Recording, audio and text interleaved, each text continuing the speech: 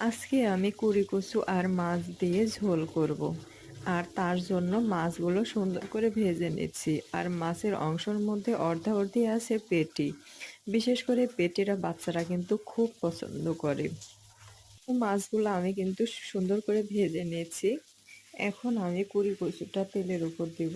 তাই যা যা উপকরণ দরকার সেগুলো দিয়ে আমি সুন্দর করে ভাজা ভাজা করে নিচ্ছি।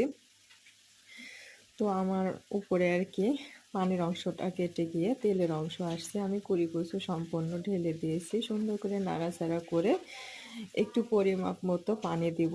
আগে একটু ভাজা ভাজা করে নিই। কুড়ি কচু দুধে একটু পানি ছিল, তো ওইটুকু আর কি শুকিয়ে গেছে, তাই হালকা পরিমাপ মতো আমি পানি দিলাম। দিয়ে এইটুকা সুন্দরভাবে ভাজা ভাজা করে নেব।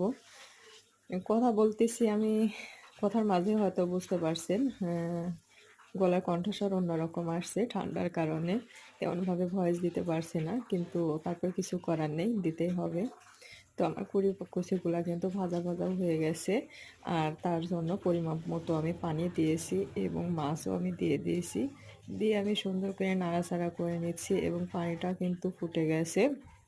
আর তরকারি পানি ফুটে গেলে বেশি তো আর সময় লাগে না। উপরে কিন্তু আমি জিরা মশলা মানে একসঙ্গে কয়েকটা উপকরণ দিয়ে ভেজে নিয়েছিলাম। আর সে ভাজনার গুঁড়াটাই উপরে ছিটিয়ে দিয়েছি। যাই হোক, আমার কিন্তু শেষ রান্নাটা।